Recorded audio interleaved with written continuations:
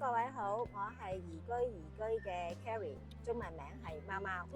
我係 Danny，中文名係輝輝。大家好啊！今日咧係我哋呢個頻道第一次開始，咁咧我哋兩個都係完全唔識嘅，全部係摸索緊嘅啫。咁希望大家多多包涵。新嘅目的地咧係去大連嘅，咁就我哋會開始一個新嘅生活模式。我哋喺大連咧就買咗一架房車，咁嚟緊嘅日子咧，我同輝輝就會喺房車上面生活。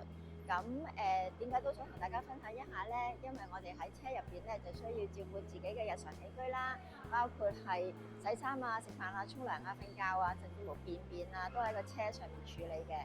咁我哋希望個生活模式咧就會變係一個比較隨順自己嘅心思啦，隨順住氣候嘅季節，可以去唔同嘅地方感受唔同嘅文化。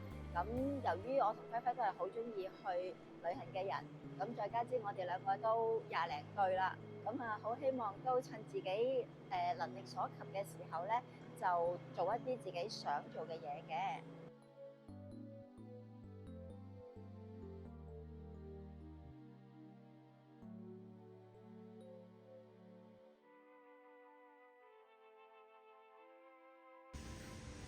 好開心，今日咧就嚟到大連寬大車場去睇我哋嘅新車啦。依架咧就係我哋買咗嘅新居寬大嘅 V10房車。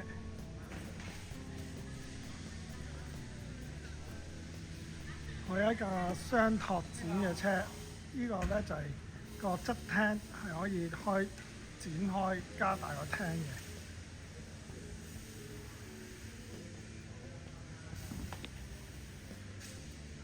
有好充足嘅儲物空間啦。咁另外呢個咧就係個睡房。好，我就而家上我哋嘅新居啦。都好寬敞㗎，黃吉蘭。Hello，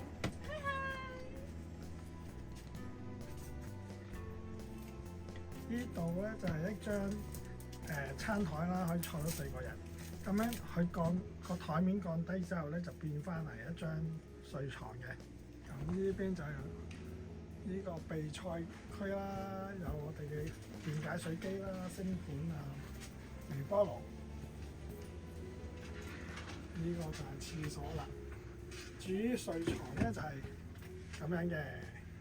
如果開車咧就會縮翻入嚟，就變翻一張單人床。夜晚泊車嗰陣時咧就會展開，就變成一張雙人床啦，係一張大嘅雙人床添啊！